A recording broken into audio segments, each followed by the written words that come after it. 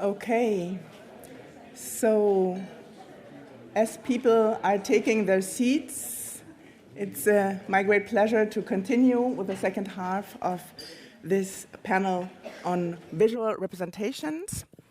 And we have two more speakers, and I will first introduce Alicia Decker to you. Alicia Decker has been Associate Professor at Pennsylvania State University of Women's and Gender and Sexuality Studies, as well as African History, since 2014. She got her master's degrees in women's studies from Emory University, Atlanta, Georgia, and a master's in gender studies from Makerere University at Kampala, Uganda. In 2007, she defended her dissertation in women's studies at Emory University, and the book, I think the major book that came out in 2014 on Idi Amin's shadow, Women, Gender, and Militarism in Uganda, is a revised version of that dissertation. And that book also characterizes your main interests in research, as there are gender and militarism, African women's history, feminism, war, state violence, and political violence, especially in Uganda. So I also already mentioned this first and very important publication, and I forgot to say that it was on the African Studies bestseller list in 2015, so you have to seek it out and have a closer look. And I will mention two other publications briefly. Of course, there is a wide range of other articles and book chapters as well as editions. One is Africanizing Democracies in 2015 with a colleague, and this is from 1980 to the present. It came out with Oxford University Press. And I thought a very interesting handbook article in the Handbook of African Colonial and Post-Colonial History, and it is on African women and the post-colonial state. And I think that is very important, and I really appreciate your perspective, also bringing it to our discussion. And finally, I want to mention the article that we read already also in preparation for this conference at our workshop with our students. And it's Teaching History with Comic Books, Joshua Dysart and Alberto Ponticelli, Unknown Soldier, Haunted House. And you told me that you will come back to this topic right now, so you will kind of make a rereading of your own article, which is very interesting to follow how you, developed your thought on this, as you said, most cited piece. So I'm really looking very much forward to your talk on the pornography of pain, making sense of African violence in graphic novels of war. And it's very interesting to me because there was a time when I was working on Rwanda and fictionalizations of the Rwandan genocide. So I'm really looking forward to your talk. The floor is yours, Alicia.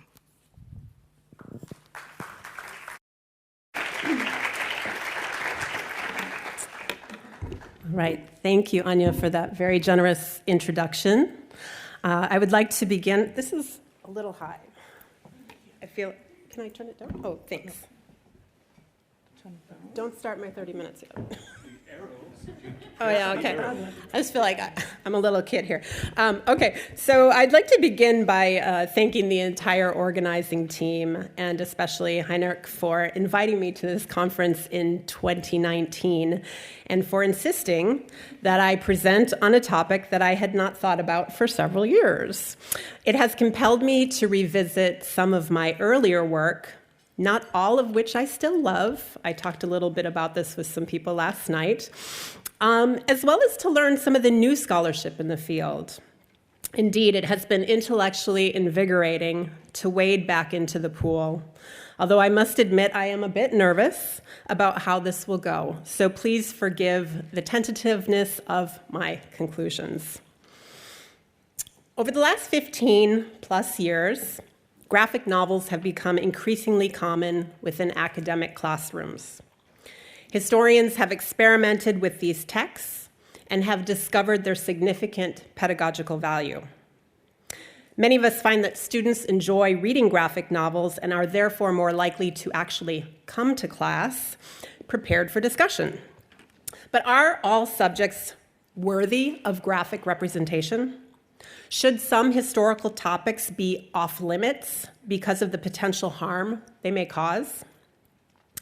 In this presentation, I consider how violence is represented within several graphic novels about African warfare, as well as the repercussions of these representations. I argue that although this can be a very effective medium for teaching students about violence in Africa, not all graphic novels do the historical work that we would like them to do. Indeed, as I discussed today, some of these texts reproduce harmful stereotypes that ultimately undermine their pedagogical value.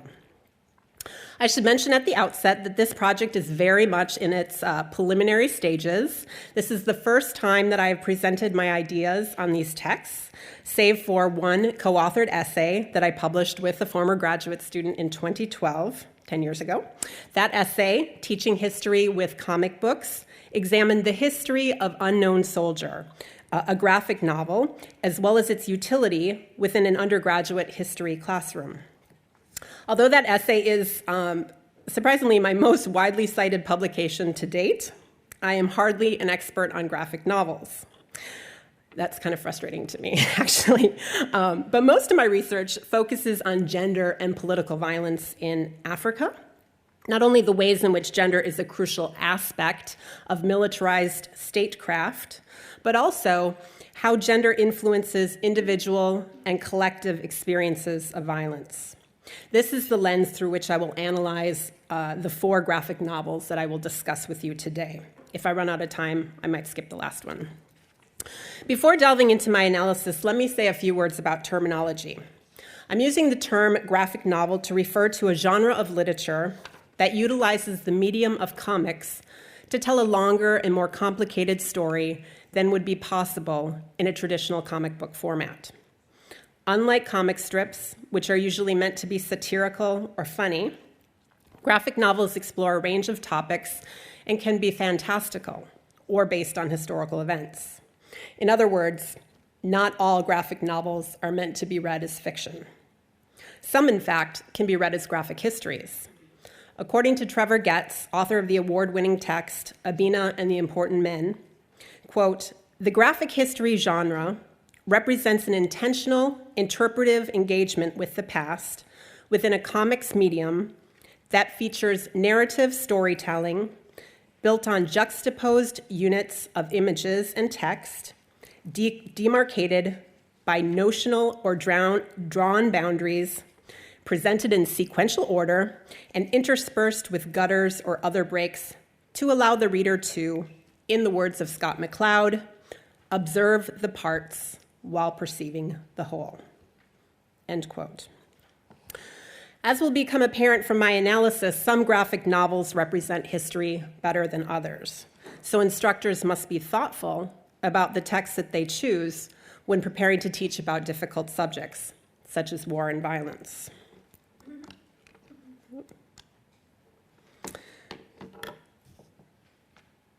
Such as war and genocide, actually. So my analysis today focuses on 4 graphic novels that examine conflicts in Uganda and Rwanda. The first is War Brothers, the graphic novel by Sharon McKay and illustrated by Daniel LaFrance from 2013. The second is Unknown Soldier, Volume 1, Haunted House, by Joshua Dysart and illustrated by Alberto Ponticelli, 2009.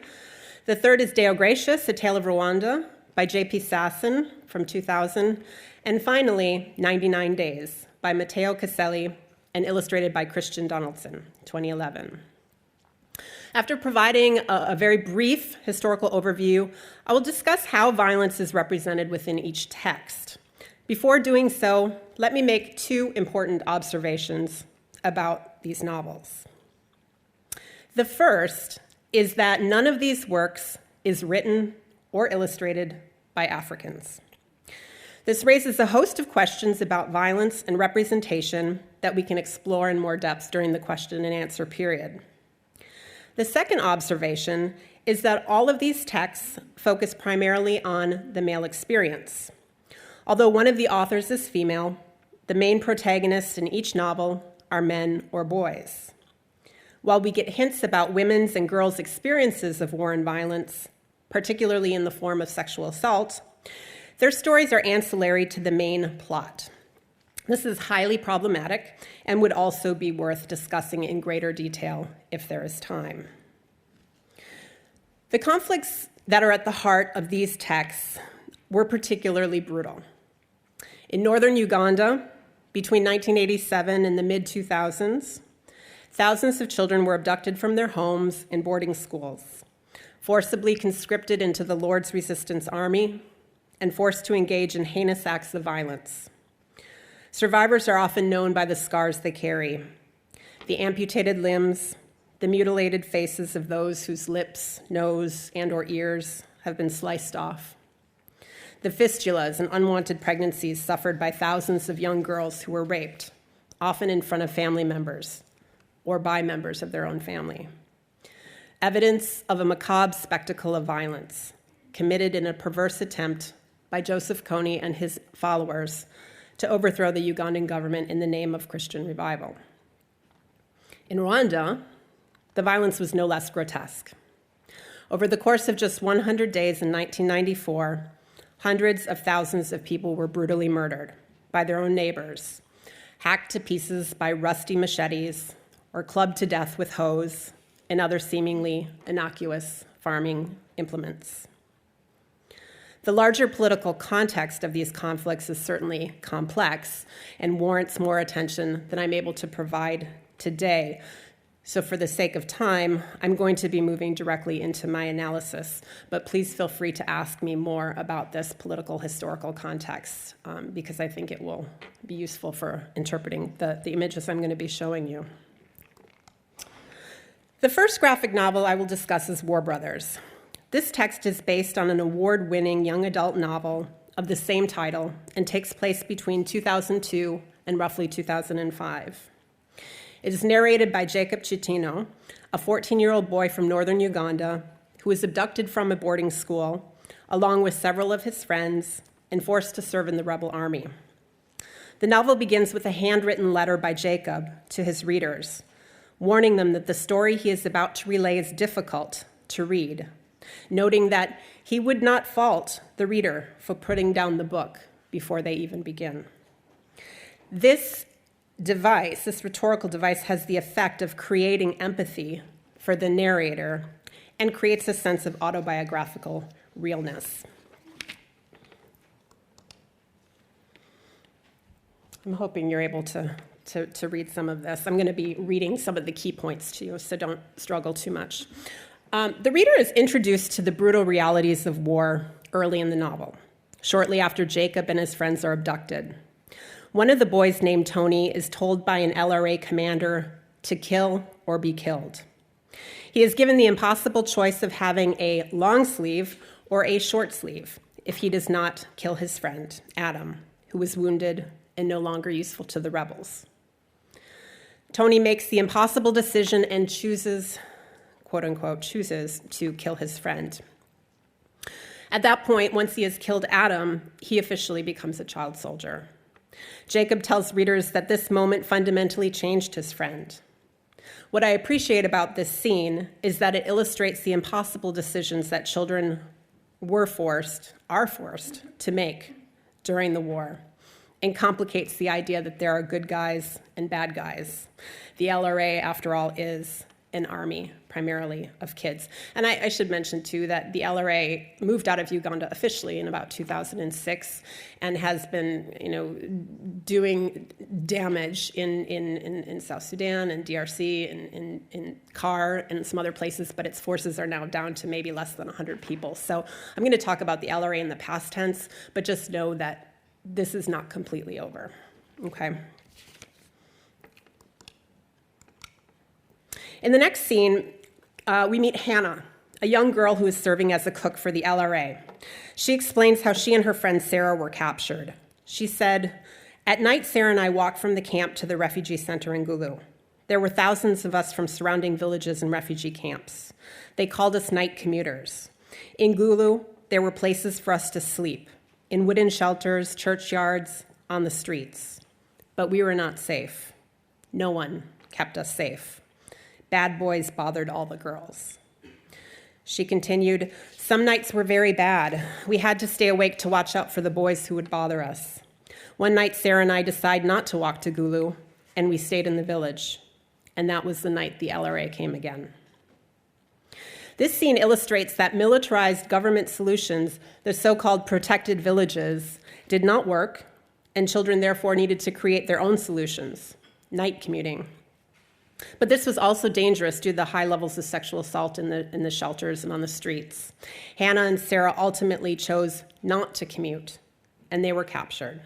Hannah survived, Sarah did not. After several years, Jacob and his friend escaped from the LRA. It is then that readers learn about the challenges of leaving the bush.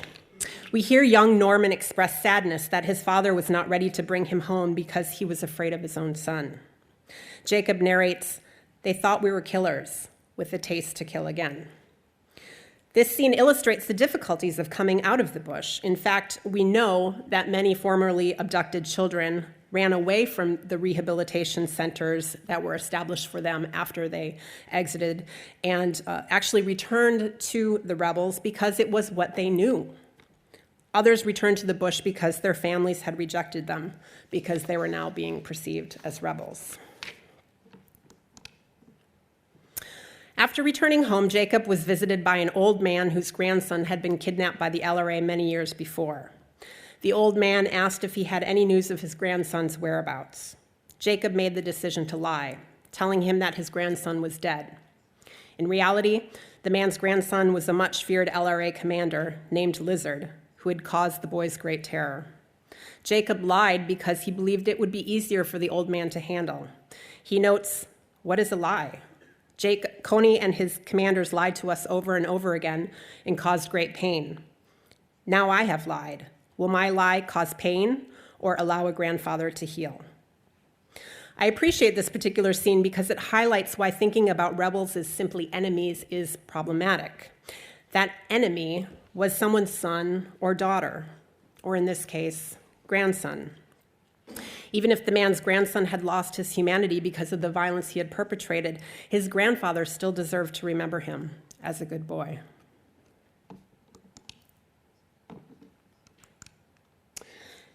Near the end of the novel, Jacob reflects on life after his escape. He says, "Everything looks the same, but somehow different. I feel like at any moment the LRA could flood into the city like a torrent of rain and take me away again. Don't they know that one day their babies could be taken away and made to kill?" This scene illustrates the precarity of life in northern Uganda throughout the war. Sadly, in many cases, children were abducted more than once. Even when they were not, they were haunted by painful memories that made social reintegration difficult. The graphic novel ends with another letter to the reader, asking several important questions. Where does the victim end and the criminal begin? Whom do we punish? Who is accountable? What happens when the child becomes an adult and continues his or her path of destruction? These thought-provoking questions are pedagogically useful and would likely stimulate great conversations. Despite high levels of violence depicted in this novel, the author does a nice job of highlighting the complexities of war. It is a text that I would certainly use in the classroom in the future. The next text that I will examine is Unknown Soldier, a graphic novel that I taught in 2009 while teaching history at Purdue University. This is the basis of the article that some of you read.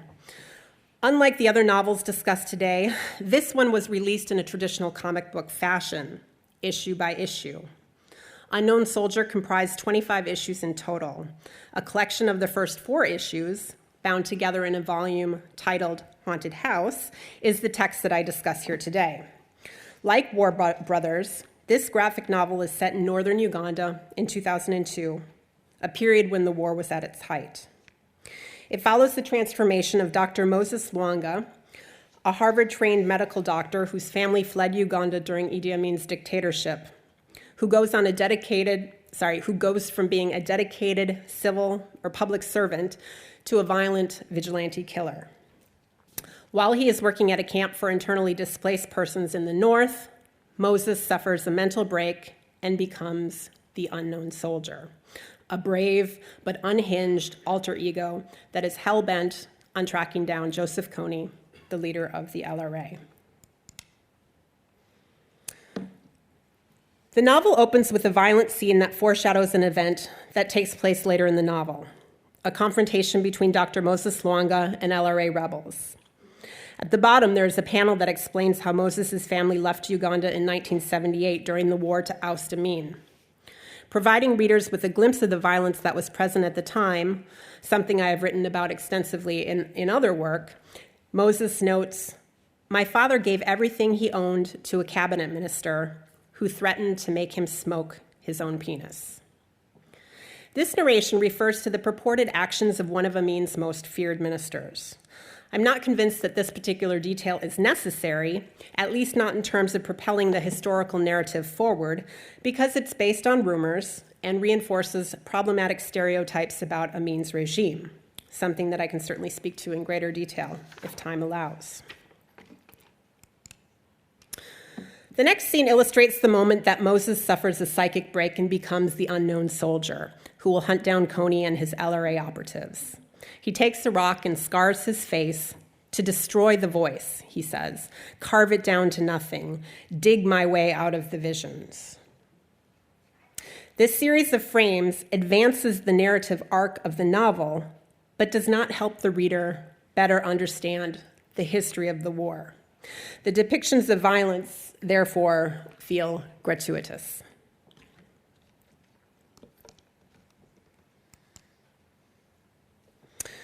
In this scene, the novel shows the old Moses struggling with his conscience as his mental health deteriorates. The reader is told that there are screams and gunfire. As the unknown soldier, he says, quote, "These kids can't be more than 14. I'm not going to fight them." And then his conscience, personified as Dr. Moses Lwanga, replies, "Yeah, what do you think they're here for?" As we saw in War Brothers, this series of panels illustrates the challenge of labeling a child soldier an enemy or a villain. Although we see them engaging in great violence, we must remember that these are kids. In the next scene, Moses, as the unknown soldier, is trying to protect a group of schoolgirls as they are ambushed by soldiers of the Ugandan government, the government army, who believe the girls are rebels. After killing a government soldier in the first frame, the unknown soldier replies, "Just a goddamn kid. Western-backed government uses children just like the LRA." This confirms the complicity of the UPDF, or the Ugandan army, in child soldiering, and shows that there are no real good guys in this conflict. The government is just as guilty as the rebels. In this scene, the unknown soldier is preparing to kill one of the leaders of the LRA, a commander named Ilukut. He screams, "This man, Ilukut, lieutenant of children, he has to die. I want to cut off his head, open up his stomach, see him spill out at my feet. I want to wrap his heart in barbed wire and fuck his corpse with it." Here, I wonder about the work that this profanity and extreme violence is doing. Does it help readers to better understand the history of the conflict, or does it play into the fantasy or spectacle of violence? After killing Ilukut, the unknown soldier tells a journalist that he is going after Kony. The journalist says, "But that means going after an army of demoralized children." The unknown soldier says, "I see now how it is, how it must be. Someone has to sacrifice, do horrible things, commit to ending this once and for all by any means necessary." Here again, I wonder if this is the best message for students to receive, the idea that enemies should be fought by any means necessary. Although I had success with this text in the past, I'm not sure that I would assign it again. I think there are now texts that are much better, such as War Brothers, that do a better job of sensitively portraying the complexities of conflict without feeding into the so-called pornography of violence. The next graphic novel that I want to discuss is Deo Gracious, which focuses on the Rwandan genocide. The story moves between past and present. It provides a fictionalized account of Deo Gracious, a young Hutu man, perhaps a teenager, who is forced to become involved in the violence as the genocide unfolds. It is told through a series of flashbacks, toggling between life before the genocide, during the genocide, and afterwards. The book includes a historical introduction written by a Rwandan novelist. She writes, "What we lived through," her name is Beata Mares. She said, "What we lived through was not the inevitable fruit of ancestral barbarity, as Western media often stated in 1994. Unfortunately, where Africa is concerned, we are still confronted with extreme simplifications and disconcerting ethnocentric interpretations. The pertinence of Deo Gracious, the novel, comes precisely from its avoidance of these pitfalls." End quote. The context that this Rwandan author provides is important because it reminds readers that the genocide was not a product of deep-seated ethnic antagonisms, but instead a result of colonial policies and practices that created ethnic categories and then attached privileges to those deemed Tutsi. The first scene I will discuss takes place after the genocide and introduces readers to a French security operative who was returned to Rwanda for a vacation. He sees Deo Gracious, the protagonist, who has clearly suffered a mental break after the genocide. He says, "Holy shit, Deo Gracious, check out those two bitches. Man, are they hot or what? Man, those Tutsi girls, you know what I mean? Right, Deo Gracious? That's what I miss the most. And it's such a shame when you think about it.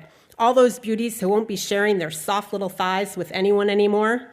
All those sweet pieces of ass hacked to bits with machetes. What a waste." Despite the vulgarity of this monologue, it gives readers a sense of the exploitation that was and is associated with expat security teams. UN security forces, for example, have been accused of great violence and sexual assault. So, for instance, now there are all-women UN peacekeeping forces. In another scene, we meet Prior Stanislas, a white Catholic priest who impregnated Venetia, a sex worker and mother of the girl that Deo Gracious loves. The priest catches Deo Gracious stealing money from the church and asks him what the money is for. Deo Gracious lies and says that it's for his sick mother, even though he had actually been using the money to try and solicit sex from Venetia. The priest allows him to take the money he needs, asking him when he's going to be coming for confession, and then what it is that he has to confess. In an accusatory tone, the priest questions what he was doing with Venetia in the bar, implying that he knew Deo Gracious was soliciting a sex worker. Deo Gracious retorts, "If you knew I was there, maybe it's because you're still seeing her. Everyone knows Venetia was your mistress, and everyone knows you're Apollinary's father." The priest tells him then to get back to work. This scene, I believe, is important because it alerts readers to the types of violence that were also perpetrated by the church, both before, during, and after the genocide. We know that members of the church were actively involved, and this scene illustrates another layer of violence. In this scene, oh dear, did I? Yeah, okay. Oops. I might have forgotten this scene, sorry. Okay, I'm going to skip ahead. I'm sorry if I forgot to forward a slide. In this scene, another white priest, Father Philip, tells his parents, who were visiting Rwanda for the first time, that Augustine, a friend of Apollinaria, was educated because of the priest's charity. He tells them they were the ones who changed the course of his destiny by sending him to university where he proved such a brilliant student. Augustine responds, "You're probably right, Philip, but as you can see, it didn't get me all that far. I'm still a groundskeeper for whites with far fewer degrees than me." Father Philip then says to his confused father, "I have to explain, Dad, that working as a driver or a night watchman for some whites can often pay better than being a university professor." Augustine then responds curtly, "Here we have no gold, no copper, no diamonds, but we have whites. You just have to bend down to pick up the money falling out of their pockets." The belief that Africans should somehow take whatever charity the white man gives out is also reinforced earlier in the scene when Father Philip's mother asks him what she can give Apollinaria as a tip for serving as their tour guide. "What do you think I should give Philip?" What do you think I should give her, Philip? "I brought aspirin, Nivaqueen, pencils, ballpoint pens, maybe a perfume sample." What I like about this scene is the way that it demonstrates the violence and ignorance of Europeans, both before, during, and after the genocide, indeed, within countries throughout Africa. Rwanda is frequently portrayed as a brutal place full of primordial ethnic tensions, but by showing European missionaries and security forces as deeply flawed, the author paints a more complicated picture of violence in Africa. Do I have time to do one more novel? Maybe 5 minutes? 3 minutes. Oh, I'll just do a couple scenes from the next one then. You have 5. Okay. Okay. The final graphic novel I will partially discuss today is 99 Days, which also considers the aftermath of the Rwandan genocide, albeit less directly. It is published by Vertigo, an imprint of DC Comics, the same publisher as Unknown Soldier, and is designed for mature audiences. The novel takes place in 2010, but flashes back to the 1994 genocide. It follows Los Angeles Police Department detective Antoine Davis as he and his partner, Valeria Torres, tried to solve a spate of violent serial killings done by the machete murderer.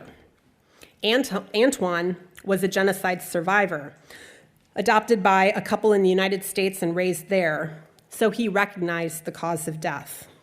Although the novel initially implies that the murders were gang-related, the reader eventually learns that a real estate developer had contracted the killings to drive people out of the neighborhood. Now, this one is in black and white. The novel begins with Antoine and Valeria arriving at the scene of a brutal murder. Antoine immediately recognizes that the murder weapon is a machete. Valeria questions why this would be the case. She asks, "But why should I, the killer, take all this hassle and do it the unclean way when I can buy a gun from some cholo in East LA for as low as $200? Antoine answers, "Because it's very different." He is alluding to the very personal nature of the killings that took place during the genocide. A machete is a deliberate weapon. It can be used to spread terror in a way that an ordinary gun might not. In the next scene, we see the moment when Antoine is forced to join the killings in Rwanda. Scalding hot coffee is dumped on his back, and he is told that if he does not comply, he will suffer the same fate as his father. His torturer hands Antoine a machete and said, "It's my gift to you." This raises the issue of culpability. Did Antoine ever really have a choice to commit violence? He was just a boy, like the child soldiers of Uganda. He would have died if he had not participated. So was this really a choice? In the next scene, we see Antoine losing his cool when interviewing a suspect in the murders. He screams, "I won't let this happen again, you hear me? You bloodthirsty animals won't have it your way. Not this time, not again." He clearly feels guilt about his previous involvement and expresses anger for not being able to stop the violence. The next scene depicts the murder of Antoine's father in 1994. His father pleads with his killers, "Please, no, I'll do anything you want. Don't hurt us. Don't hurt him. Don't hurt us." The assailant tells his father that he is a good talker and knows how to use his mouth. He unzips his pants and tells him to show him what else he can do with it. He chastises Antoine's father, saying he would never let a cockroach lover suck his dick. He then executes him. Given that male sexual violence is under-discussed in the literature on the Rwandan genocide, this is an important sequence, despite its vulgarity. Just a couple more to go. In this scene, Antoine describes the genocide to his partner, explaining how the Belgians invented ethnicity. Valeria says to him, "God, I feel like shit. All I cared about in those days was Kurt Cobain blowing off his head." This is in reference to the suicide of the lead singer of Nirvana. Antoine answers, "Not your fault, Val. Africa was, still is, a faraway place for the U.S." I can imagine that it would be useful to ask students to discuss the veracity of this statement and the extent to which it is applicable today. Do they know about Africa? Do they care? This scene celebrates the moment that Antoine raped his first woman during the genocide. One of the genocidaires said to him, as he handed him a bottle of liquor, "It's time to get your prize, Antoine. You earned it." He continues, "You're a man now, boy, and men drink the best stuff around. Ha, we love the way you made her squeal." He then tells Antoine that he was the woman's starter and that the other men would be her main course, a thinly veiled reference to the gang rape that was so prolific during the genocide. In a separate text box at the bottom, Antoine tells the woman, I'm sorry. At this point, he is still so young and innocent, despite the violence he has just committed. In this scene, Antoine confronts the real estate developer for hiring a killer to create fear in the neighborhood, thus driving out residents and creating new business opportunities. He lashes out and punches the developer in the face. The last panel shows a bloodied machete with the following text: "You have no idea what you did. You have no idea what you did to me," foreshadowing the violence that would come in this scene. Okay, one more minute? Okay, so I'm just gonna skip ahead. So then he's confronting the killer. He ends up killing him and basically saying, "You have brought me back to this really harmful place." The final scene in the novel that I want to share is showing the moment when he was forced to kill his friend, a Tutsi, during the genocide, and this is kind of the genesis of his mental collapse. So what I want to say is that although a variety of themes emerged from this text, I would not recommend this one for classroom use because it reproduces harmful stereotypes about Africans as well as persons of color in the United States. Clearly, a lot of the language I used is very problematic. It is a book that also uses genocide to further the plot, but it is not ultimately about the genocide. I think that Deo Gracious does a much better job of showing the causes and consequences of genocidal violence, just as I think that War Brothers does a better job than Unknown Soldier of illustrating the complexities of war in northern Uganda. Let me conclude by returning to one of the questions raised at the beginning of my talk. Should some historical topics be off limits because of the potential harm they may cause? While I do not think that war and genocide should be off limits per se, I do believe that there are effective ways of representing violence, just as there are exploitative and harmful ways of doing so. In this analysis, I presented my preliminary thoughts on these 4 novels. I've suggested that War Brothers and Deo Gracious would work well. Unknown Soldiers and 99 Days, not so much. My hope is that in the future, we will see more Africans creating sensitive graphic novels of war, just as I hope that we will see more women writing and featuring prominently in such stories. I look forward to your comments and criticisms, and thank you for the extra time.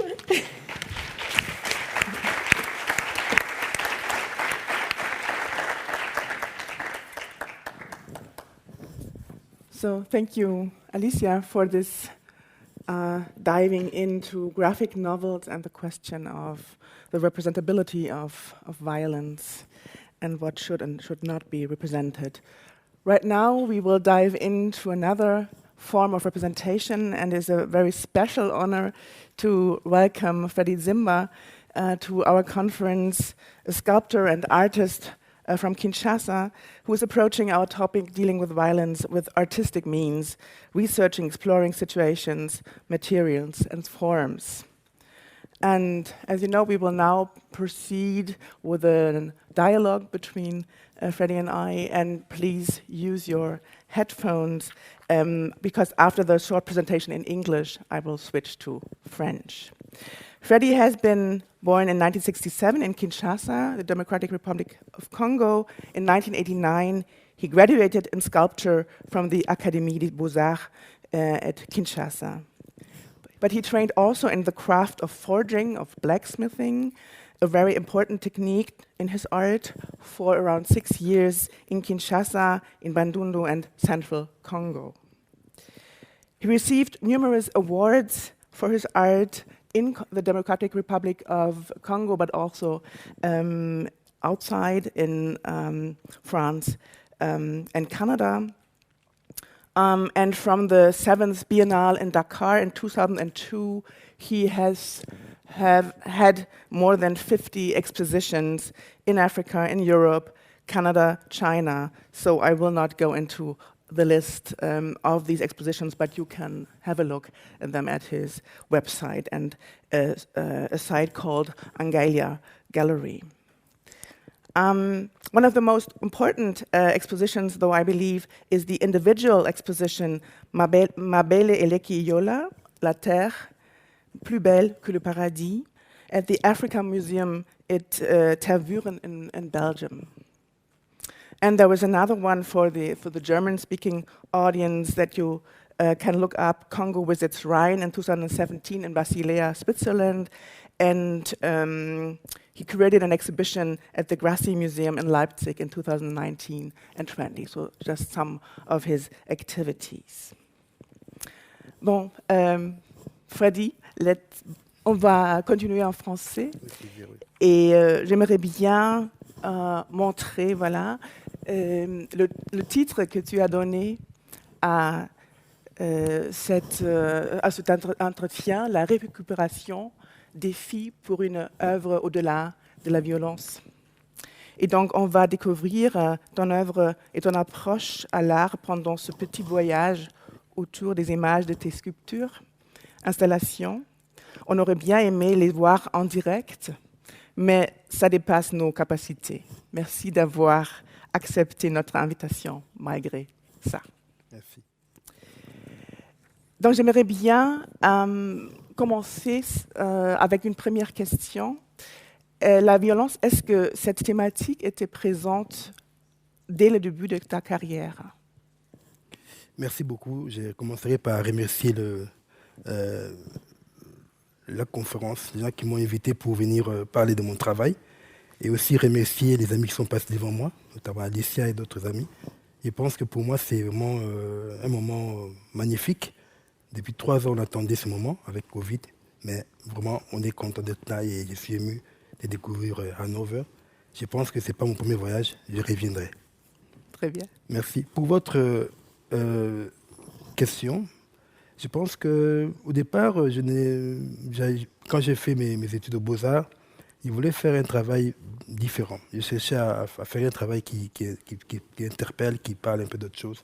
Mais je n'avais pas d'occasion. Il n'y avait rien du tout qui me poussait vers ces routes-là.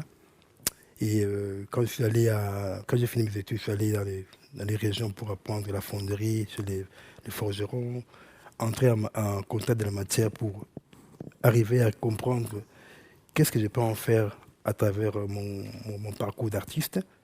Un bon jour, je suis tombé sur un reportage. C'était le déclic de quelque chose. C'était en Somalie. J'ai vu un avion militaire qui passait. Et j'ai vu, il y avait des gens qui couraient en bas. Et une femme était vraiment squelettique, avec un enfant au dos. Et cette image m'avait vraiment marqué. C'était comme si j'avais eu du courant dans mon corps qui était là tétanisé. Donc je me suis posé des questions. Comment cette femme, avec l'enfant derrière, elle court avec cet avion qui jette la nourriture? Est-ce qu'elle ne va pas mourir? Est-ce qu'elle ne sera pas écrasée? Donc je n'ai pas eu de réponse. Mais au fond de moi, j'avais envie de chercher, de changer des choses dans ma vie d'artiste. Et j'ai dit, je vais faire une œuvre pour rendre hommage à cette femme-là, avec cet enfant. Je ne sais pas s'ils sont morts ou s'ils sont vivants, mais au moins dans ma vie, à moi, je pense qu'ils vont arriver à être pérennisés à travers une œuvre. Et j'ai fait cette œuvre-là. Mais je me suis aussi posé la question, c'était quoi, en fait, cette violence-là? C'était dû à quoi? Et c'était la guerre. La guerre avec la due des cartouches qui voyage. Moi, je me suis dit, la due des cartouches fabriquée quelque part au monde, mais qui atterrit en Afrique, en Somalie, et qui va tuer des innocents. Donc j'ai dit, ok, je vais quand même trouver cet élément-là, s'il faut en chercher. Pourquoi pas en chercher et commencer à dialoguer avec cet élément-là. Et au final, j'ai commencé par une œuvre qui était au Congo, c'est-à-dire il y avait la guerre, il y avait l'aéroport du Congo qui était saccagé ou bombardé. Et j'ai dû récupérer les douilles là-bas pour faire une œuvre que j'ai réalisée et une œuvre que personne ne voulait voir, que j'avais été victime malgré elle.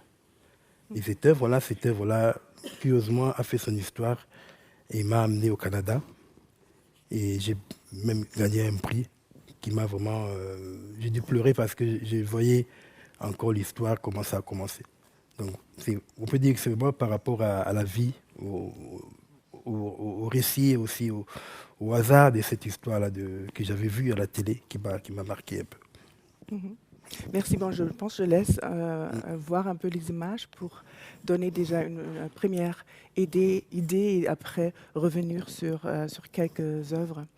Donc, j'étais très impressionnée par les différentes dimensions que tu ouvres sur la thématique, donc violence de guerre, les guerres historiques, contemporaines, la violence sexuée liée au genre, Oui.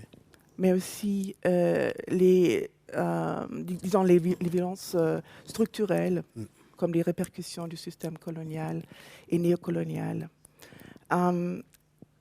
Je pense que tu crées des images de violence, et là, je retourne peut-être vers cette image. Oups. Voilà. D'un côté, très explicite, mais il y a plusieurs couches de signification. Les titres sont beaucoup moins directs. Ici, c'est Femme ciseaux. Oui. Autre s'appelle Centre fermé, Rêve ouvert. Encore autre titre, c'est Au-delà de la violence. Donc, est-ce que ce sont des interrogations ou plutôt des précisations? Qu'est-ce que tu dirais? Au-delà de ça, de ces titres des œuvres, je me suis dit que je ne sais pas écrire.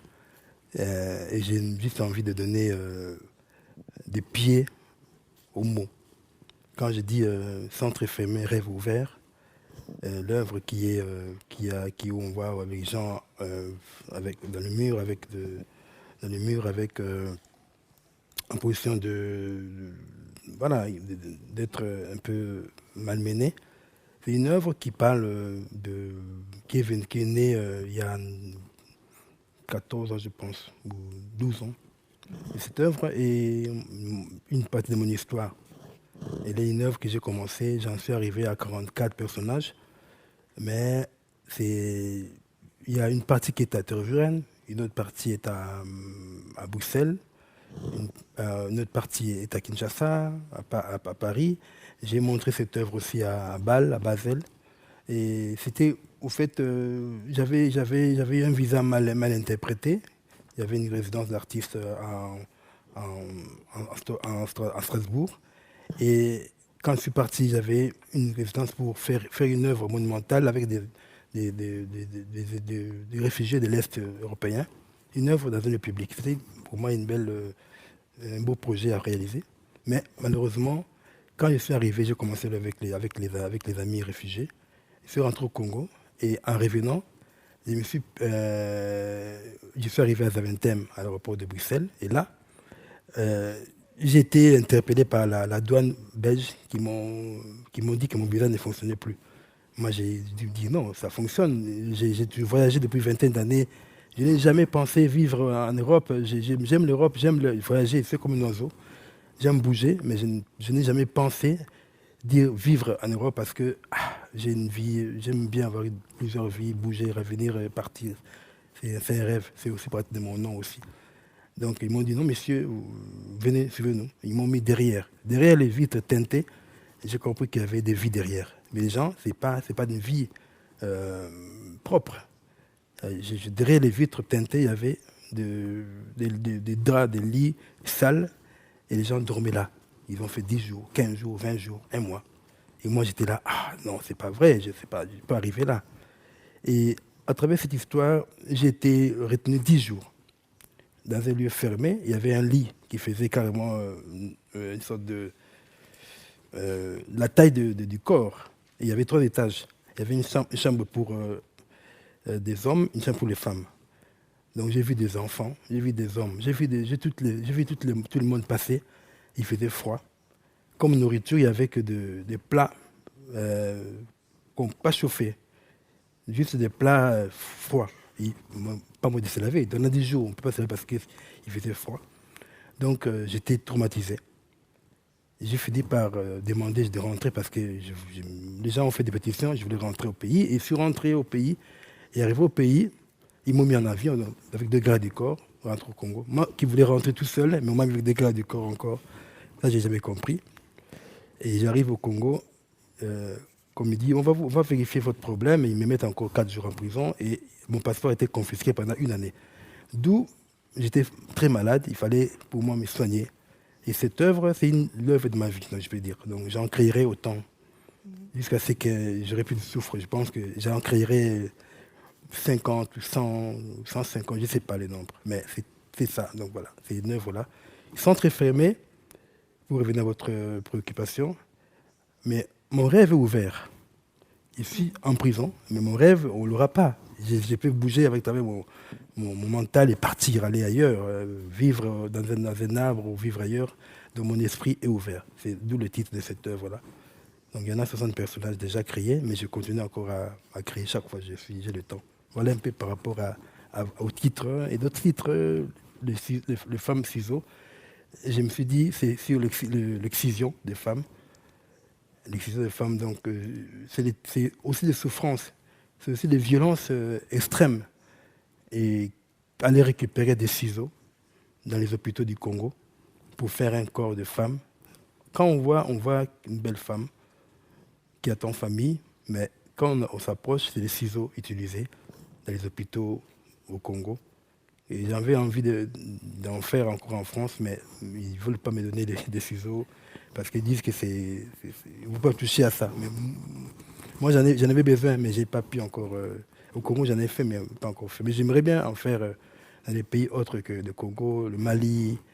Je ne sais pas s'il y en a encore des femmes excisées au Tchad. Je ne sais pas. Je demanderai à mes amis qui sont là pour voir si je peux faire un travail dans ce sens-là, mais tout en dénonçant ces traumatismes. Les titres, pour moi, c'est vraiment un voyage. Ça prend du temps. Ça prend du temps. Mais c'est tout un voyage. J'adore ça. Donc, comme je n'arrive pas à écrire, donc j'écris à travers les ferrailles. Et tu as écrit quand même, je trouve, un essai assez dense et beau pour cette préparation de cette rencontre. Merci. Et tu as dit, il y a quand même des histoires. Il y a des histoires, pas seulement des scènes, mais il y a aussi des histoires, des objets avec lesquels tu travailles. Oui. Donc tu nous as raconté un peu sur le cas des ciseaux. Et on va revenir, je pense, sur ce sujet des corps féminins, parce que c'est très présent dans ton œuvre. Mais j'aimerais bien maintenant rentrer un peu dans Avec plaisir. cette recherche des objets, des matériaux. Avec plaisir. Donc, quelle importance a dans ton processus de création, ce processus de récupération, comme tu l'as écrit? J'aime toujours quand la matière, pour moi, je dis que la matière, pour moi, la matière a une mémoire. Ça a été touché, ça a été mis dans un lieu, ça a réservé des étonnements, des fois des pleurs. Quand on voit quelque chose, l'élément jeté quelque part a vécu. Et moi, je ne sais pas, mais j'ai une faible pour le fer. Parce que je me dis, quand on soude des fers, c'est comme si les traces après, c'est comme des cicatrices. Donc, souder les fers ensemble, c'est comme des cicatrices. Et l'élément même, pour moi, me parle. Quand je vois une cuillère, ça c'est des cuillères ramassées à Kinshasa. C'est des cuillères que les enfants de la rue qu'on appelle chez nous Chégué, ceux-là qui sont venus à Kinshasa connaissent ces enfants. Des enfants qui vivent dans la rue et qui finissent dans la rue, qui des fois ils s'en sortent autrement. Et des fois, c'est pas facile de vivre dans la rue. Et moi, je leur ai demandé, comme ils me connaissent un peu, de dire, ramener chez moi, avec moi des cuillères, et moi j'achèterai avec du prix neuf. Ça coûte peut-être 500 francs, mais ailleurs on achèterait ça à 50 francs. Mais dit non, je vous donnerai 500, le prix du neuf, parce que je contribue à vous aider. Et du coup, avant de commencer une œuvre, j'ai pris une dizaine d'années avant de commencer les premières œuvres. Donc, j'avais une touque de 200 kilos remplie de cuillères de toutes sortes. Mais la seule condition de ne pas voler les cuillères. Mais il arrivait des fois, les mamans du quartier qui vendaient de la nourriture disaient « Ah, vos enfants commencent à piquer les cuillères. » Là, j'étais un peu méchant pour dire « Il ne faut pas faire ça. » J'ai gueulé un peu et du coup, ça revenait à la normale. Donc, pour arriver à récupérer toutes ces cuillères, donc, et j'en ai récupéré beaucoup. Et j'ai commencé à faire des œuvres avec ça. Donc, du coup, quand j'ai fait la première œuvre, première exposition, et la salle d'exposition était surprise de voir, pour une fois, ce n'était pas que des gens aisés, bien habillés. C'était des enfants de la rue. Tous avec des chaussures usées, tout ça, ils étaient là. Il fallait préparer à manger pour eux. Les gens étaient étonnés. Ils disent oui, mais ce sont eux les artisans de mon travail. Et je les invite à venir vivre cet événement avec moi. Donc, d'où pour ces cuillères, ce sont eux qui ont vraiment donné les meilleurs d'eux-mêmes. Et moi aussi, j'ai récupéré. Chaque fois, je récupère toujours. Les cuillères, c'est chaque fois, comme il y a une connexion avec la Chine, ce n'est plus des cuillères pardon, d'ici où ça pèse. C'est des cuillères qui sont légers et qui peuvent même blesser. Si on n'est pas prudent, on peut même se blesser la bouche. Parce que c'est vraiment des cuillères qui sont légers. Et moi, je suis content parce qu'avec ça, je peux aussi les manipuler avec aisance et ça me permet de ne pas trop me muscler. Et avec ça, j'ai fait des œuvres. Avec ça, j'ai aussi récupéré. Quand j'ai eu l'idée de faire notre œuvre par rapport aux thématiques des églises de réveil, parce que nous en Afrique, il y en a encore ici aussi, mais ici c'est quand même imposé parce que les gens, il y a un respect, mais chez nous c'est vraiment devenu une institution. Les gens vendent le Christ. Le Christ est vendu. Donc j'avais envie de faire un travail sur ça, mais avec des tapettes de souris. Parce qu'il me disait, l'église maintenant devient un lieu où quand on entre, on ne sait pas quand on sort. Soit on peut mourir dedans, ou soit laisser sa peau ou sa vie. Donc j'ai fait une croix, symbole du christianisme, mais fait avec des attrapes-souris. Et j'ai fait aussi une sorte de grande cabane, mais une sorte de chapelle, et j'ai mis la croix en hauteur. Le jour où ça a été exposé, je me rappellerai, j'avais eu 30 ou 40 pasteurs qui sont venus pour me malmener parce qu'ils n'étaient pas contents. Que j'ai pu quand même réussir à les bousculer comme ça. J'étais caché parce que les directeurs du centre étaient énervés. Freddy, vous m'amenez des gens, ils veulent me casser la maison. Mais moi, je n'ai pas fait ça pour eux, j'ai fait ça pour moi au départ, mais ils n'étaient pas contents. Ils m'ont même maudit, au fait, ils m'ont même maudit pour dire que vous là, vous n'avez plus la chance de gagner votre vie parce que vous avez touché au Dieu puissant. Vous là, vous allez mourir dans 3 mois. Bon, ils sont encore vivants. Ça va. Et pour les autres éléments, par rapport aux bouchons, des capsules de bière, ça c'est aussi lié à la religion, parce que je me dis, que ce soit les chrétiens, que ce soit les athées, que ce soit les sorciers, que ce soit les femmes libres, que ce soit les hommes dignes, les présidents ou maréchal ou je ne sais pas quoi, tous nous buvons quelque chose, soit du sucré, soit de la bière. Mais l'élément qui reste, c'est les bouchons. Et donc, il n'y a pas à faire de différence entre peuples, entre croyances, parce que tous nous sommes humains. Donc, Dieu a créé des corps avec des bouchons, des capsules de bière, pour symboliser le lien qu'entre nous, ne soyons pas méchants ou violents par rapport aux autres, parce que si on ne boit pas, on va mourir. Donc, par rapport à la machette, il faut revenir à la machette. Tu veux? Bien. Oui.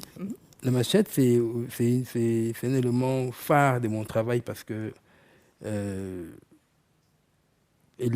fait partie de mon travail. C'est par rapport à l'histoire du Rwanda au départ, parce que la machette n'était pas au fait au départ l'élément machette, c'était pas pour ôter la vie de l'autre, c'était pour aider l'homme à survivre en forêt, se nourrir, trouver à manger. C'est pas pour aider l'humain à survivre. Mais comme ça a été utilisé pour ôter des vies, ça m'a toujours marqué. J'avais envie de faire une œuvre qui soit une œuvre qui parle, qui marche. Et j'ai dû, au moment à Kinshasa, 15 ans après, dans les périphériques de Kinshasa, des jeunes commençaient à utiliser la machette pour attaquer les paisibles citoyens. Mais ce n'était pas pour tuer, c'était pour grimacer, comme on dit au pays. Grimacer, c'est les mots quinois. Grimacer, ça veut dire mais on grimace, mais si on n'est pas prudent, ça peut blesser, mais ça ne tue pas. Et du coup, il fallait donner ce qu'on avait dans les poches. Téléphone, c'était l'élément qui récupérait, sac à main ou tout ce comme ça pour les femmes. Et j'ai dit, je vais faire une maison qui pour moi symbolise la quiétude. La maison, c'est comme le ventre de la femme. Quand l'enfant est au ventre de la femme, c'est le lieu le plus sûr où l'enfant est tranquille, en train de vivre sur terre, de voir autre chose. La terre, c'est autre chose. Mais quand on est dans le ventre, on est libre. Donc, d'où les gens vont venir dans cette maison-là, ils vont voir qu'est-ce que ça représente. D'où j'ai dû créer avec 999, comme on dit en quinois, 999 machettes soudées pour faire cette maison qui a été transportée par les jeunes, plus de 80 jeunes qui ont transporté ça pesé. Et les autres de Kinshasa, mon quartier Matongé, qui est le quartier phare de Kinshasa, pour chanter et, on peut dire, défier la violence, dire qu'on est ensemble, on ne va plus le faire. Donc ça a été une journée et il fallait passer au moment du bout. Et en plus, après, les jeunes qui ont transporté, j'avais prévu quelque chose pour eux, pour leur donner un peu quelque chose, pour leur dire, écoute, je n'ai pas grand-chose, le peu que j'ai, voilà, un petit souvenir pour vous.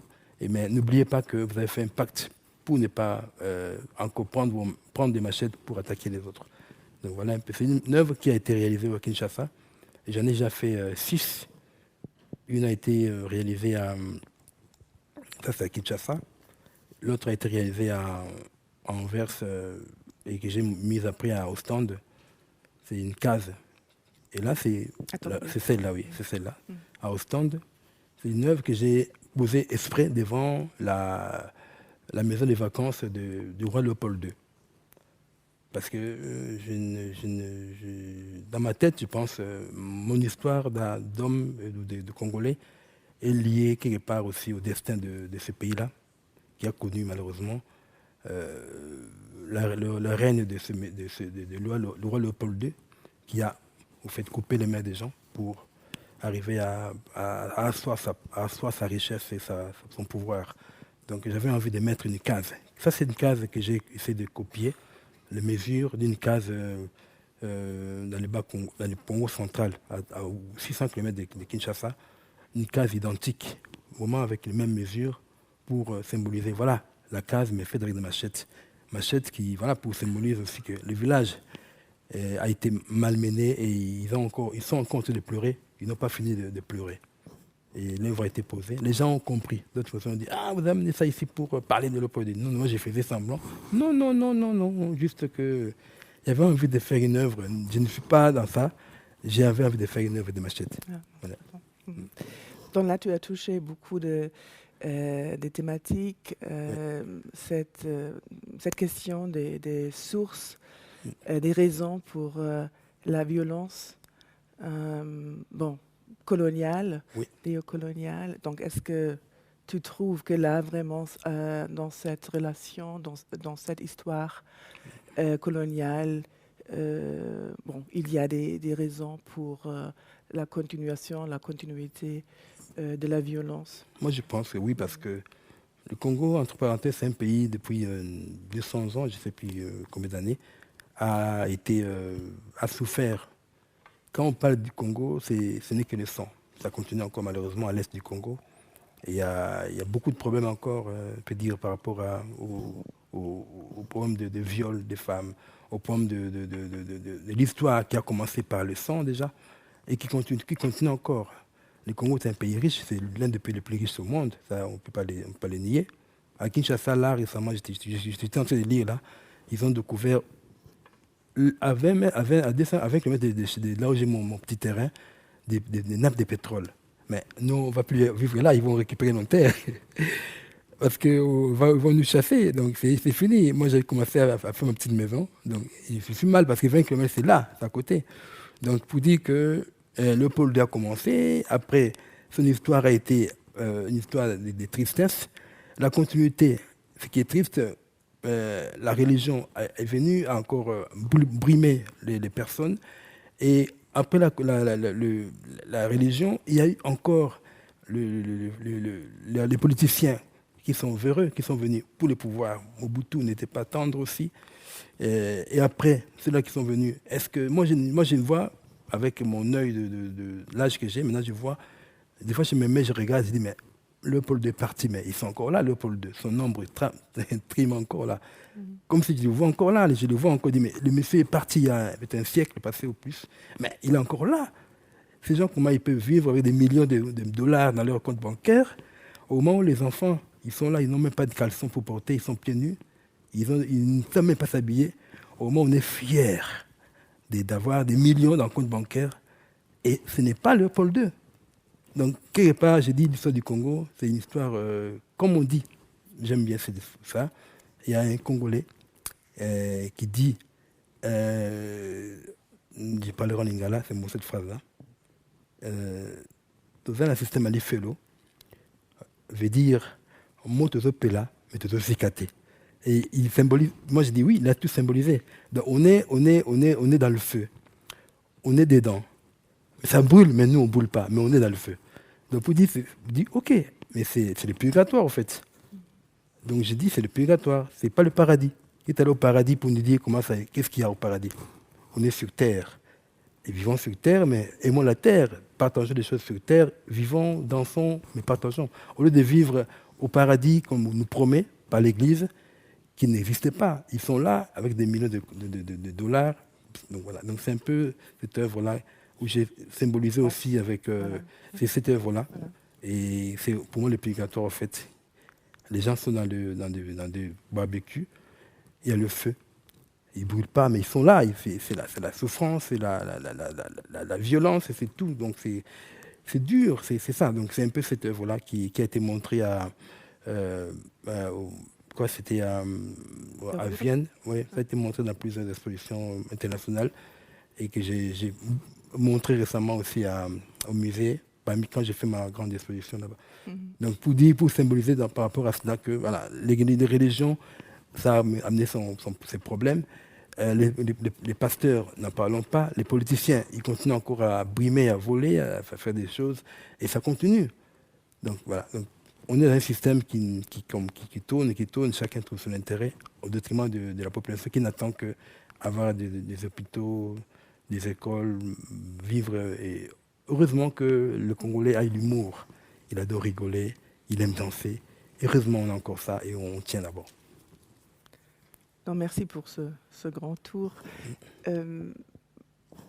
Un côté, c'est les raisons, c'est les continuations, la continuité de la violence, mais un autre que tu viens de mentionner par rapport à l'exemple de Maison de Machette, c'est l'intervention à l'espace public et la participation des gens du quartier. Donc, tu as déjà bien montré ou donné l'exemple qu'il participe, mais quelle est la réaction? Et aussi, j'aimerais bien savoir, est-ce que tu penses que ton art peut changer quelque chose? Je ne me donne pas cette prétention-là de changer les choses. Parce qu'il y a tellement de problèmes que des fois, les gens ils viennent voir. Dans les médias, ça leur parle, mais après. Mais moi, déjà, ça me soigne moi-même. Je me soigne parce que, à mon âge, je n'ai plus autre chose à faire que faire ça. Quand je suis dans mon travail, là, je chante, je rigole, je suis pieds nus, je chante. Je suis comme si j'étais un oiseau, comme si je volais. Si j'étais un poisson, comme si je savais nager. Je ne sais pas nager encore, je vais apprendre. Donc, pour moi, je suis bien dans mon élément. Et quand j'en parle, je suis fier d'en parler. Et les gens, je leur raconte ma vie, je leur dis ma vie. Et je prends le risque pour, par exemple, les œuvres avec des cartouches.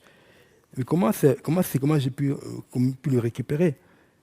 Je suis allé à Kisangani, et à l'époque, le pays était divisé en 4 parties, il y avait des rebelles, blablabla. Je suis allé en pirogue, en bateau motorisé pour aller sur place à Kisangani. Et là, je me suis fait arrêter. Pour venir que la maison m'achète juste pour revenir à ça. Là, c'est les militaires qui viennent chasser tout le monde parce qu'ils veulent transporter. Mais comme ils n'étaient pas nombreux, ils n'ont pas pu parce que ça pèse quand même. Mais tout le monde avait fouillé parce que même moi, j'ai dû m'enfuir pour ne pas me faire arrêter. Dans leur tête, on leur a dit qu'il y a un grand bandit qui est venu braver l'État congolais. Mais c'est pas ça qu'on brave l'État congolais. Mais c'est ce qu'ils auraient dit. Ils sont venus à 100 personnes pour m'arrêter et prendre la maison. Mais ils allaient mettre ça où? Donc c'est heureusement que j'ai eu la chance. Pour parler de des cartouches, quand j'arrive à l'est du pays, je me fais arrêter, je ramasse et je vois deux bottes de militaires devant moi et on m'arrête. Ah, mais c'est pas normal, vous ramassez que de douilles. Qu'est-ce qui se passe? J'étais habillé en voyou. J'ai la barbe toujours touffue, mais là j'ai gravé. Et du coup, ils m'ont pris pour un fou. Ils leur ont dit non, ça, si je ne dis pas que je suis pas fou, ils vont me tuer. Donc j'ai dit non, je ne suis pas fou. Quand j'ai ramassé des cartouches, j'ai fait des marmites avec ça. Des marmites pour faire la nourriture. Le mec n'a pas compris. Ils m'ont ramené dans leur prison. Je suis arrivé là-bas. 2 jours après, les grands patrons qui étaient là, qui étaient l'Ougandais, parce qu'il y avait l'Ouganda et le Rwanda qui avaient pris l'Est. C'était divisé en pays. Kinshasa a été pris par les Angolais. Donc c'était chacun puisé à sa façon dans la grande marmite Congo. Et là, ils m'ont mis en exergue. Maintenant, vous voulez nous faire des marmites. Et si je n'étais pas fondeur, ils allaient me tuer. Mais j'ai dû faire des marmites. Et moi, j'étais content d'avoir fait les marmites. J'ai dit, ah ok, moi j'ai fait les marmites. Et le commandant qui venait, il me salue, m'amène une bouteille sale, mais il y avait la boisson dedans, qui me tend. Je prends la bouteille, il me dit, il parlait en anglais, mais moi j'ai fait tout pour ne pas comprendre, j'ai fait tout. Et l'interprète dit ça. Le commandant a dit, bois. Oh, je prends un peu. Il me dit, le commandant a dit ceci. Quand tu travaillais, que tu as fait la marmite, lui l'a commandé, il a parlé aux gens en Ouganda, aux Afriques du Sud, comme quoi il y a des clients pour acheter des marmites. Donc du coup, je suis parti pour 3 semaines, j'ai dû faire 6 mois dans ce lieu fermé en prison pour faire des marmites pour ma vie.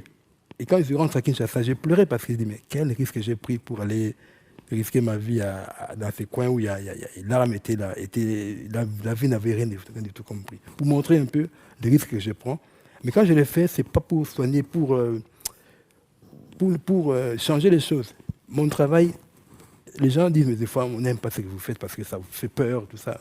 Moi, je dis, ça ne me fait pas peur. Moi, ça me soigne, tant pis. Bon, je continue à le faire. Voilà un peu par rapport à votre question. Mais merci peut-être parce que le temps, ça court et peut-être on s'arrête avec ce dernier image qui fait une sculpture qui est faite des douilles aussi. Des douilles et des cartouches. Et est-ce que tu veux oui, ça c'est une œuvre c'est là que Paris, comme vous connaissez tous Paris, donc c'est une œuvre qui a été commandée. Il y avait une sorte de concours, mais j'ai dû quand même gagner, commandé à Paris pour fêter les 70 ans de Droits de l'homme. Et l'œuvre a été placée à l'intérieur où on avait signé le traité on avait signé la Déclaration universelle des droits de l'homme à Paris. Et cette œuvre symbolise les 70 ans de la Déclaration des droits de l'homme. Donc c'est une œuvre majeure parce que moi j'avais envie d'interpréter ça à ma façon. Je me dis, on peut tout dire. Le droit de l'homme, est-ce qu'il est respecté? Moi, je ne voulais pas faire un oiseau, je voulais faire un droit de l'homme, une femme qui tient un livre. Le livre est fait avec des clés. Il y en a plusieurs clés que j'ai demandé aux gens de m'envoyer des clés de partout, que j'ai décidé de faire un livre ouvert, comme un oiseau qui s'envole aussi. Et le corps est fait avec des cartouches. Une femme élégante et qui a un bras cassé, un bras coupé, pour montrer que les droits de l'homme sont bafoués. Que si maintenant on demandait aux pays qui ont signé les droits de l'homme, qui ont ratifié les droits de l'homme, la déclaration, de revenir pour re-signer encore ça, je pense qu'il n'y aura même pas un pays. Parce que dans beaucoup de pays, les droits de l'homme ne sont pas respectés. Donc c'était mon message par rapport à cette œuvre. Et c'est pour ça que l'œuvre a été acceptée. J'ai dû faire 19 propositions. Et à la fin, j'ai dit, je peux plus. Ils m'ont refusé. À la fin, j'ai fait une maquette que j'ai amenée. Voilà mon œuvre. Donc, vous ne voulez pas, moi, je ne fais plus. Et heureusement qu'ils ont accepté. Elle fait 5 mètres. Et la tôle où l'œuvre est posée, c'est le portail de prison au Congo, à Kinshasa. Et j'ai dû aller. À un moment donné, il y avait un groupe de gens qui ont cassé les prisons, qui fouillaient. Et j'ai dû récupérer la tôle, la ponte. C'est symbolique pour moi avec des écrits, il y a des écrits, des phrases, tout ça qui est sur la tôle. Donc du coup, la femme là est posée sur ça. Voilà un peu pour cette œuvre, que j'ai appelée Porteuse de vie. Oui, je pense que c'est une belle note pour terminer pour le moment. Aussi, les matériaux, les clés, libérées, Les clés. enfermées, etc. Voilà. Les Et clés. des douilles. Les douilles. Mais aussi ce titre, Porteuse de vie, quelque chose qui est J'aime toujours des titres, je ne sais pas, mais je trouve toujours au-delà de la violence. au-delà de la violence, au-delà de l'estime, au-delà de l'espoir. Fieton fatigué. Il y a des thèmes toujours, j'aime bien. Il y a l'œuvre qui je ne sais pas si elle a été mise là. Laquelle? Not Given by Diamond, les trois femmes en clé là. Je sais pas Non, si je pense pense elles pas. sentent. Attends. les trois femmes avec des clés. Et là, peut-être, Ils sont elles sont là au fond, ouais, au fond. à notre gauche, à votre droite. Là, on voit bien, oui. Oui. C'est des clés. C'est sur, je dis, les diamants. C'est quoi les diamants, en fait? Les femmes qui sont violées, est-ce que c'est quoi? C'est leur sexe? C'est quoi, en fait? La femme est plus que ça. La femme, c'est pas le corps, c'est autre chose. Donc, c'est un être humain, il faut du respect. Et dû faire 3 corps de femmes pour revendiquer. Et que, voilà, ils ne sont pas contents. Donc, c'est des grands corps. Mais il y en a 9. Mais j'ai dû montrer 3 parce que l'espace n'était pas terrible. Voilà un peu. Oui. Oui, peut-être ça, c'est le moment où on pourra ouvrir la discussion. Bon, j'avais promis de parler sur les corps féminins, mais peut-être c'est un bon moment pour inclure les autres dans la discussion. And we will switch to English. Well, merci beaucoup, Merci. Freddy. Merci. Merci. Merci. And we will switch to English.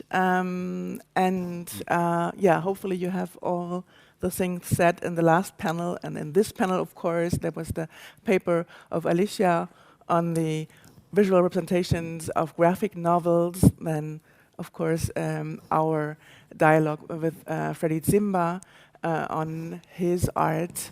I will take questions on any of these. Maybe we have a first round that will direct questions to the participants of the second half of the panel, and then we will have other rounds connecting.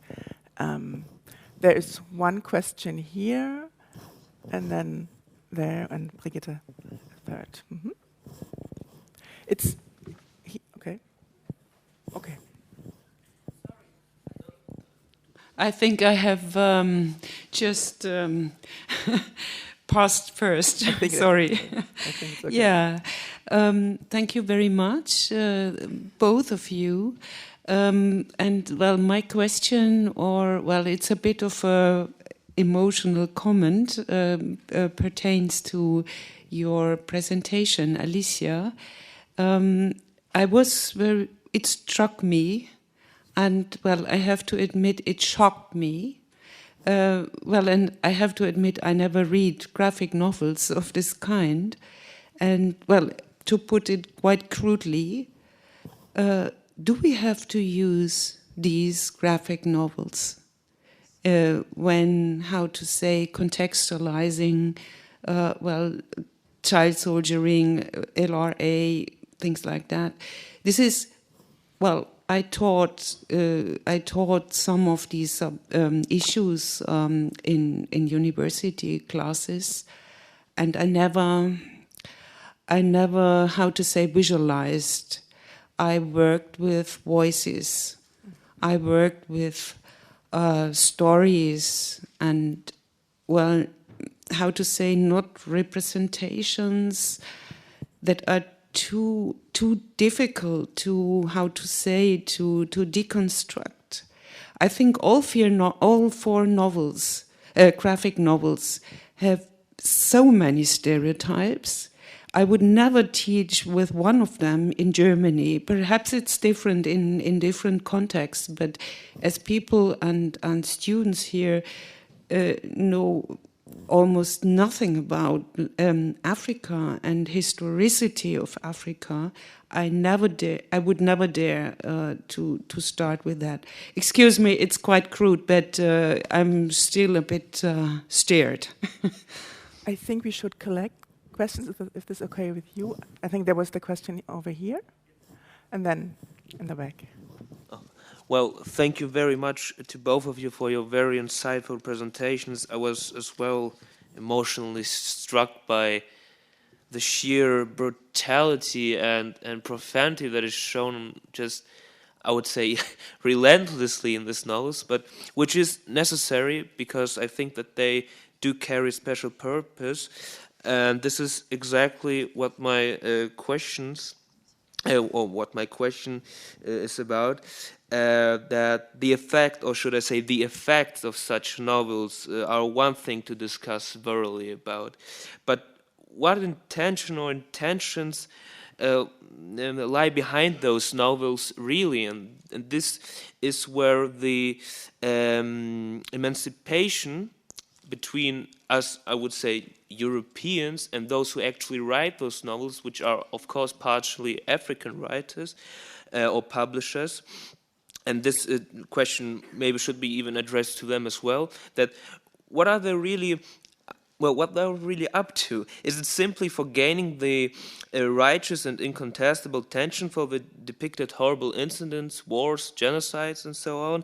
Or is it to depict, as I understood, fictional individual timelines that has been inspired by countless destinies which unfortunately went forgotten? Or is it, of course, to illustrate an immersion of the merciless conditions the concerned people found themselves under that rarely ended with a happy end, like we maybe expect a novel to do?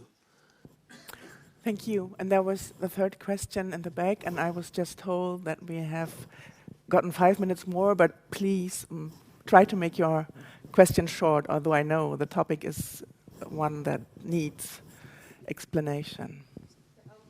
As possible. But My question is also for Alicia. You mentioned the issue of authorship, which to me was really, really interesting. If I understood correctly, you said that the authors are not from Africa. They are not from any of the places from the histories. I don't know anything about graphic novels. I never read them, so I come from complete ignorance. Are there other African authors producing these novels, these kinds of novels? Why did you pick these specifically? And I was very curious about students' response, because you sort of like divide the novels into novels that you have used but now you wouldn't use, novels that you think are more useful, but I assume you have used them all, so what have been the response? Is there a difference? And then finally, if you can talk a little bit about the relationship between the visual and the textual, because the presentation was mostly, for what I understood, was mostly more focused on the textual content of the graphic novels. So if you could talk a little bit more about that. Thank you so much. If it's all right with you, Alicia, there is another question. If you would like to ask your question right now, if that is okay. Oh, it's Abdullah. I can't. Sorry, I didn't recognize. Yeah, thank you for your presentations. And also really thank you for initiating this conversation with Freddy. And actually my questions would go to him. La matière a une mémoire.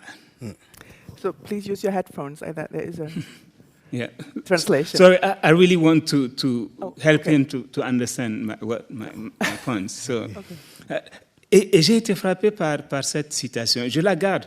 Je ne sais pas qu'est-ce qu'elle va devenir avec moi. Bon, je partagerai cela peut-être avec toi. J'ai trouvé que c'est essentiel de garder cet aspect-là, que la matière a une mémoire. Alors, évidemment, qu'est-ce que nous faisons avec cette matière-là? Je crois que tu as trouvé le moyen de nous suggérer une piste à partir de laquelle peut-être on peut valoriser ce type de matière. Donc, merci. Maintenant, ma question première, c'est, au fond, ton œuvre, où est sa tête? Tu aimes la décapitation. Et je me pose vraiment je me pose la question. Bon, peut-être c'est bête de demander à un artiste d'expliquer son œuvre, mais j'aimerais bien savoir qu'est-ce que tu me suggères en enlevant la tête. Donc, vraiment, je suis curieux. Peut-être, dernière chose, lorsque la violence devient routine, au fond, donc, d'un point de, je connais un peu tous ces écrits sur Kinshasa, sur la ville, comment la ville absorbe, comment est-ce qu'elle elle possède d'une certaine façon. Lorsque la violence est routinisée, comme par exemple dans ton œuvre, sur quoi débouche-t-elle? En fait, je me pose la question et j'aimerais bien que tu m'aides à répondre à cette question-là. Voilà, merci encore une fois pour ton œuvre et pour la conversation que tu as avec nous cet après-midi. Merci. Merci beaucoup. So thanks for these very important, complex questions. So Alicia, will you take on the task to Sure. answer? Thank you. And thank you for all of the important questions. Hopefully, I'll be able to kind of give a little bit of more context to explain my choices here. So I guess the first question, do we have to use them? Absolutely not. And so the one time, the very first and only time I've ever used a graphic novel was the second one I talked about, Unknown Soldier. And I used it in class in 2009 because I had a graduate student who was a big comic book fan. And he knew I worked in Uganda. And he said, hey, professor, look at this book. What do you think about it? And he knew I was getting ready to teach a course on war and militarism in Africa. And I said, well, that's really interesting. I wonder what would happen if we... what would students think about this? Because our students in the US are very excited and interested in graphic novels. I know nothing about graphic novels. I'm not a literary person at all, so this is a real stretch for me. But I said, okay, Mauricio, I could do it for the content. But I'm nervous about using this for all the reasons. And so what I decided to do was use the textbook, and I explain this process in the article that I wrote in 2012. I was very nervous about using the text, and I wanted to make sure that I put it at the end of the course after we'd had an entire semester to talk about problematic representations of violence, ignorance about Africa. And so students were theoretically primed to be able to have a critical analysis. And so throughout the course, they looked at documentaries, they looked at feature films, they read novels, they read memoirs, they read scholarly texts, and they looked at this graphic novel. And my goal was to introduce ideas about war and militarism through a whole variety of different media. And so I gave it a shot, and I had success teaching this one because students were able to critically analyze it. They were able to look at it and say, wow, that's reinforcing this stereotype about Africans as this and this. What do you think Joshua Dysart, the author, meant when he did this and this? And we talked about the fact that the author had only spent 1 month in Uganda, and he wrote this comic.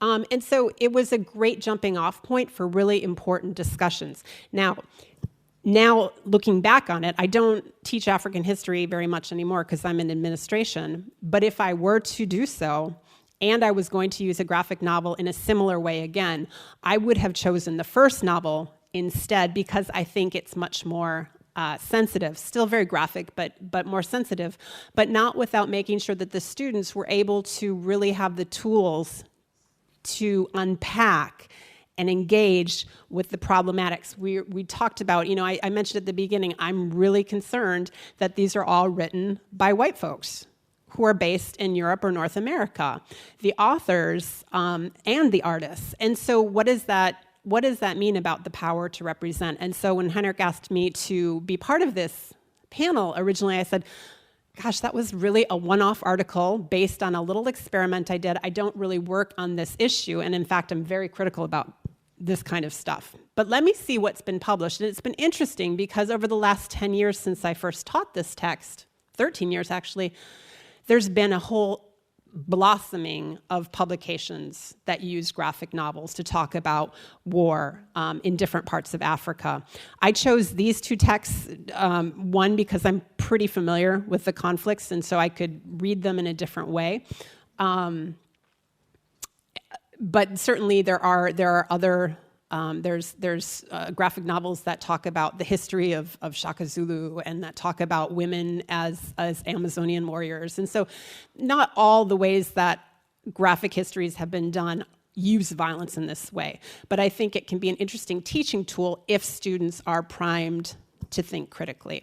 Now, that said, because of the problems with how they represent violence, I would not use that first. I would not use the second and the fourth novel, ever. I would not, because I don't actually think they help propel the historical narrative. I just think they're too problematic. But I do want to give a sense of the kind of engagements that the students are looking at, so I wanted to grapple with that. So that's a very long-winded answer to how I would use it. Yeah, that's what I would say. So, yeah.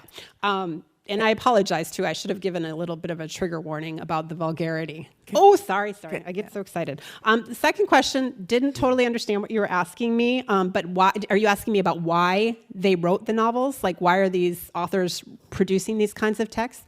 Because there's an audience. I mean, there's a huge market demand, and people are curious. And I think one of the things we talked about last night is after the Kony 2012 debacle, people wanted to know about the invisible children and the Lord's Resistance Army. And so there's way more written about the northern Uganda conflict than any other conflict, for sure, because of that. So there's various reasons. I think we can talk about that more.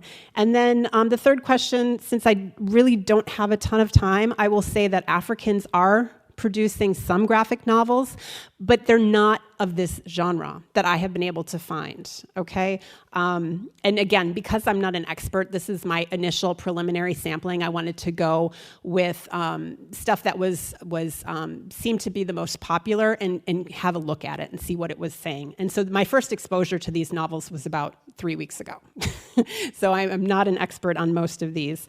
And so in terms of student responses, I've only taught the one, and I talk about that a little bit in the article. In general, students were excited to have a different kind of text to engage with, but they also were very shocked by the vulgarity of it. And they thought, we can read this in class, in school, in university? And I said, well, yeah, but be critical of it. And so their responses were very interesting.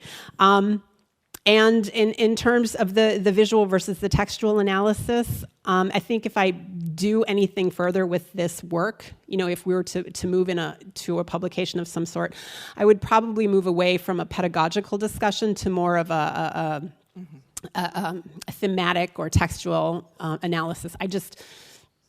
Stepping in for the first time, I didn't have the time to give to that, but I think that's where I would take this if I develop it further. Thank you, Alice. Yeah. Yes, it is. I mean, yeah, we should go on, but no, yeah, I'll talk. I think there's the possibility. Freddie, please. Merci, Abdullah. Je suis content pour ta question parce que c'est une question qui m'a toujours été posée curieusement par des enfants, parce que j'ai par des enfants qui des fois me posent la question.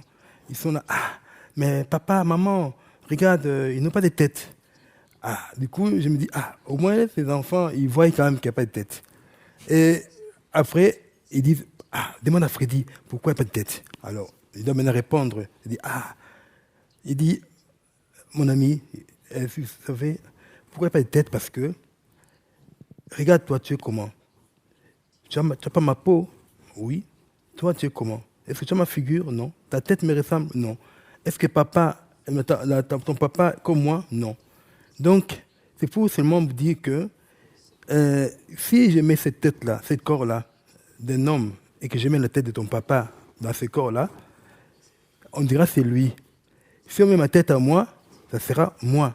Donc, c'est pour aussi ouvrir mon œuvre pour que ça ne soit pas que telle race ou telle couleur de peau. Donc, c'est pour tout le monde. Cette œuvre devient universelle. Papa, j'ai compris.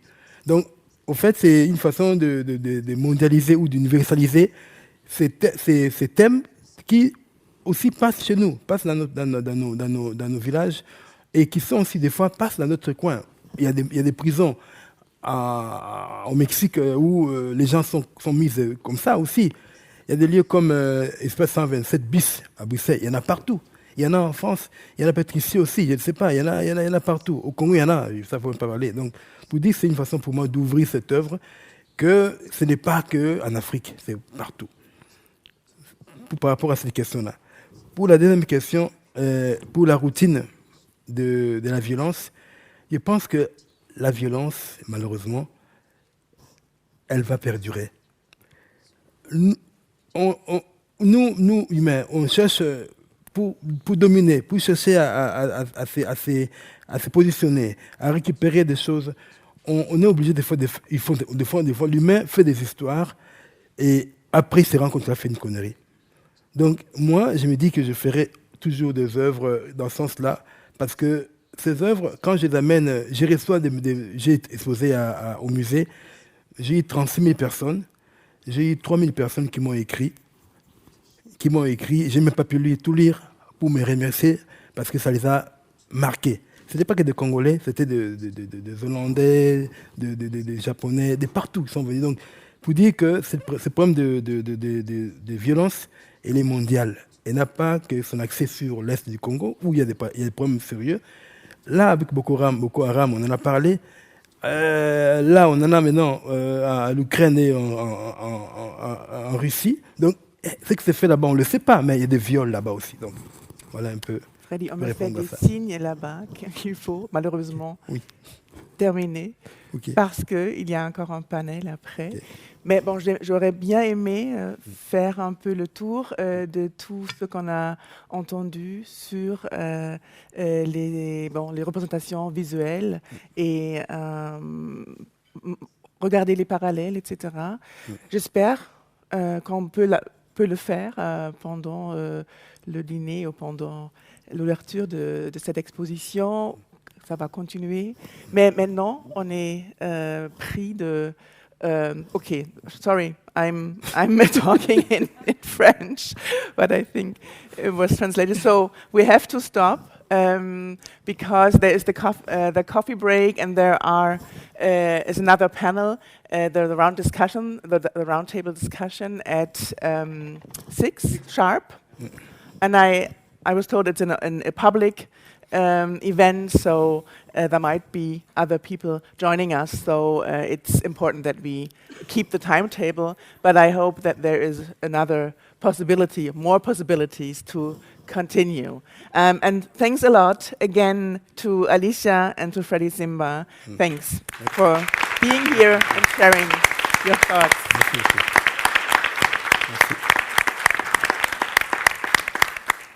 Désolé. Ça va.